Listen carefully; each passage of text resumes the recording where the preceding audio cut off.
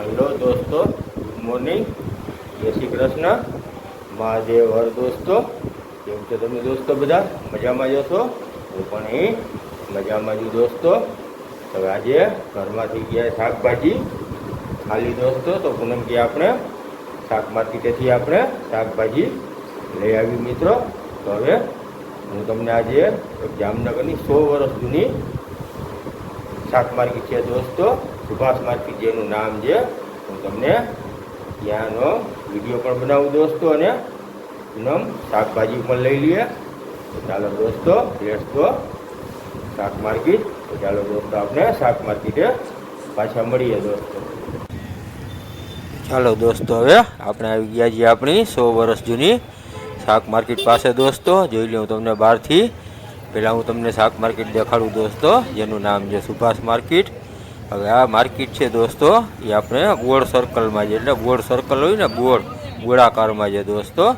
તો હું તમને પહેલાં બહારથી આખી જે માર્કેટ છે તમને એનો ગોળાકાર જે આકાર છે હું તમને દેખાડું. જોઈ લો દોસ્તો, બહારથી તમને જોઈ અને તમે એમને કહી શકો કે આ બહુ જૂની માર્કેટ છે દોસ્તો. આ માર્કેટને થયા છે 100 વર્ષ. આ 100 વર્ષ જૂની આપણી જામનગરની સુભાષ માર્કેટ છે દોસ્તો. જોઈ લો, આખું ફરતે ગોલ ચક્કર છે દોસ્તો. અને આ માર્કેટ છે આ જ રીતે ગોલ ચક્કરમાં અંદર પણ 3 લેયરમાં બનેલી છે દોસ્તો. જેમ કે આ બહાર તમને ગોળ લેયર દેખાય છે ને, એવી રીતે અંદર પણ 3 ગોળ લેયર છે દોસ્તો. અને માર્કેટની અંદર જવા માટે દરવાજા પણ 3 છે દોસ્તો. આપણે જોઈ લ્યો, માર્કેટની બહાર પણ ફરતે બધે રેકડીયું શાકભાજીની તેમજ ફળ ફ્રૂટની રેકડી ઊભી છે દોસ્તો. આખો આ વિસ્તાર કહેવાય છે શાક માર્કેટ રોડ. અને દોસ્તો અહીંયા સતત સવારથી રાત સુધી આટલો ને આટલો ટ્રાફિક રહે છે દોસ્તો. ટ્રાફિક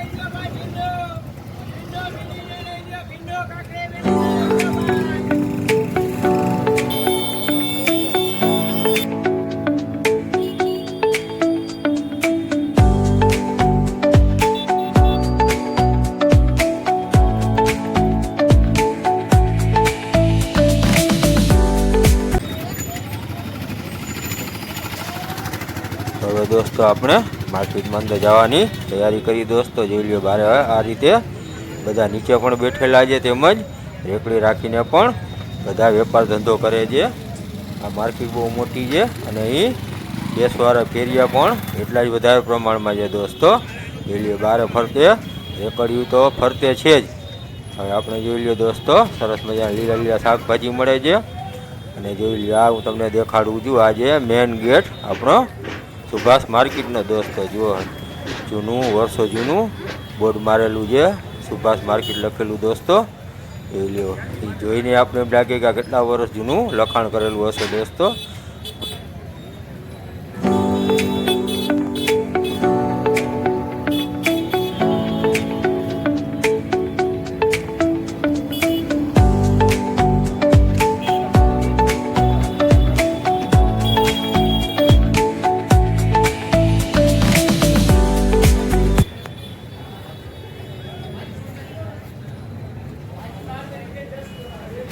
અંદર જતા જ દોસ્તો પેલી એન્ટ્રી કરતાં હું તમને એક વસ્તુ દેખાડું. જોઈ લો, આજે લોખંડની સીડી દોસ્તો, ઉપર જવા માટેનો આ રસ્તો છે. જોઈ લો, લોખંડની સીડી પણ 100 વર્ષ પહેલાંની જ હશે. ને અહીં જોઈ લો, અંદર આપણે પ્રવેશ કરતાં જ સરસ મજાના લીલા શાકભાજી જોઈને આંખને ટાઢક મળે એવી જગ્યાએ દોસ્તો. જોઈ લો, સરસ મજાને કેવી રીતે ગોઠવણી કરીને રાખ્યા છે દોસ્તો. હવે આ છે પહેલી લેયર. આજે તમને દેખાડ્યું છું ને, આ પહેલી લેયર છે દોસ્તો. અને આ ભાગ જર્જરિત થઈ ગયો છે દોસ્તો. જોઈ લો, બંને બાજુથી એ ભાગ જર્જરિત છે, એટલે એ બાજુ બહુ વેપારી ઓછા છે દોસ્તો. જોઈ લો, હવે હું તમને આગળ લઈ જાઉં તો આવે છે બીજી લેયર દોસ્તો. આવી રીતે એક ગોળાઈ, પછી આવે છે બીજી ગોળાઈ. આવી રીતે ગોળાઈમાં ફરતે આ રીતના નાના નાના બધાના ઓટા ટાઈપના, જેને ગાલા કહેવાય, આપણે જામનગરની ભાષામાં એને ગાલા કહીએ, શાકભાજીના ગાલા. એ રીતના જોઈ લો, બધાના ગાલા છે દોસ્તો.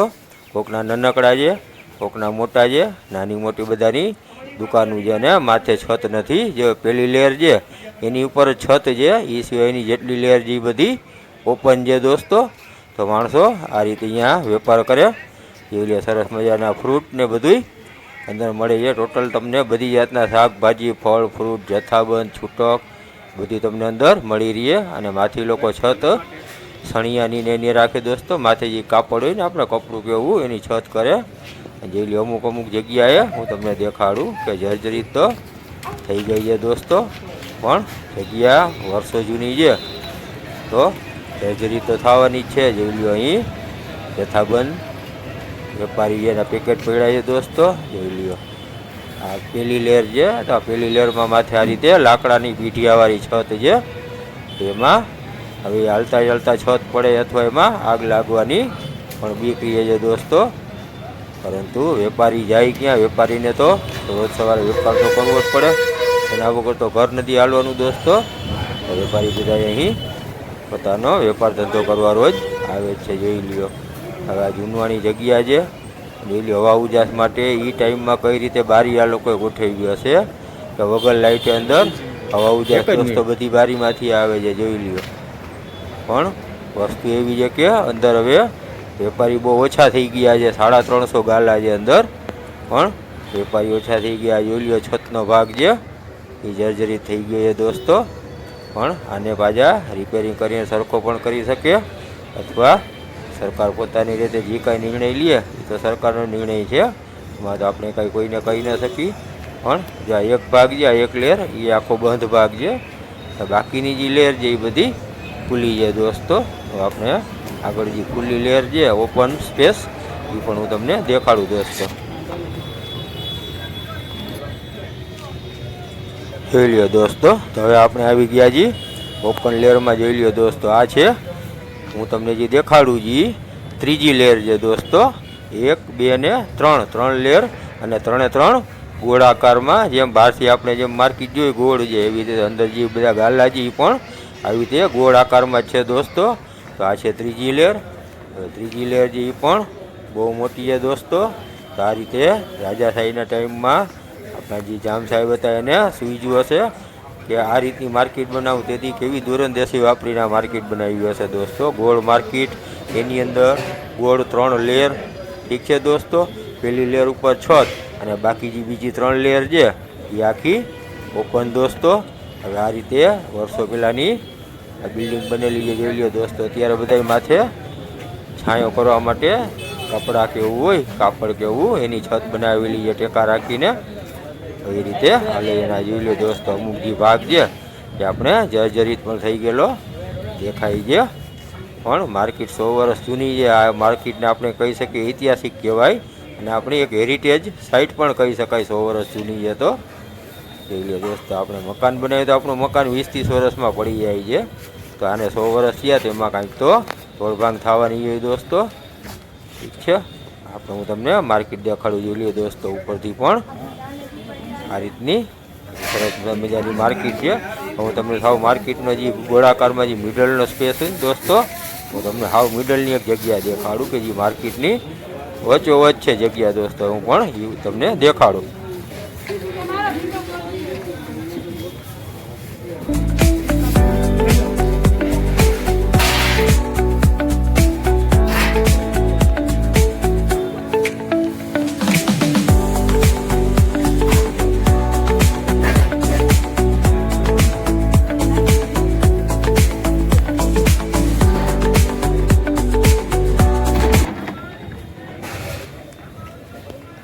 જોઈ લ્યો દોસ્તો, તો આ વચ્ચે સેન્ટર છે દોસ્તો.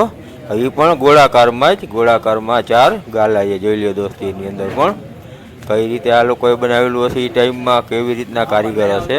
વચ્ચોવચ્ચ પણ આ રીતે ગોળાકારમાં જે વટલી લેર જેને કહેવાય સૌથી છેલ્લીને નાનકડી, એમાં 4 ગાલા પણ સરસ મજાના બનાવેલા છે દોસ્તો. જોઈ લ્યો આ રીતની આપણી આ માર્કેટનો નજારો છે. જોઈ લ્યો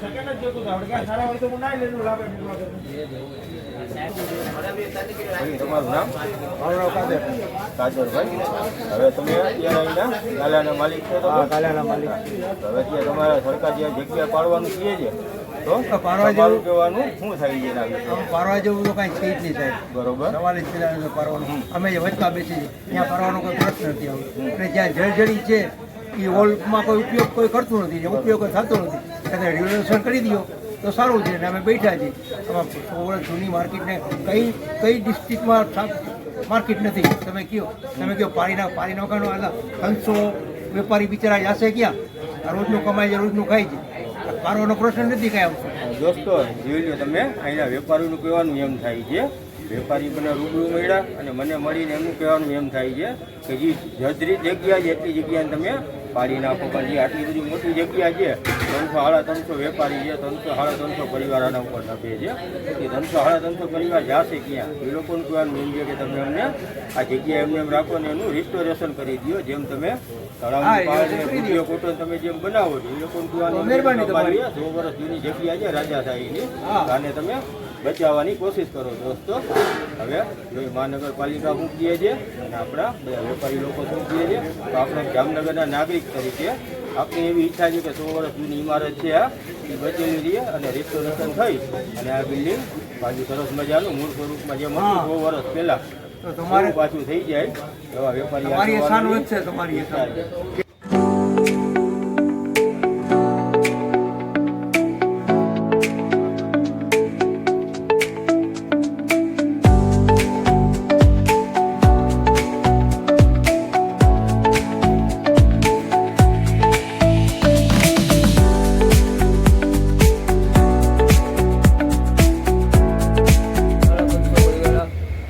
હલો, આ માર્કેટમાં 350 પરિવાર નભે છે. એના પર જે તમે ફેસલો લ્યો તો કંઈક સારું લ્યો તો કાંઈ વાંધો ન આવે અમારા માટે. અમે બદલે જાશું ક્યાં? એટલે તમારું કહેવાનું એમ છે કે ફેસલો સારો આવે અને માર્કેટ બચી જાય. તમારું કહેવાનું છે કે માર્કેટ બચી જાય. અમારું કહેવાનું લે છે કે માર્કેટ બચી જાય તો વાંધો ન આવે. રિનોવેશન કરાવી દો તો વધારે સારું. ઓકે.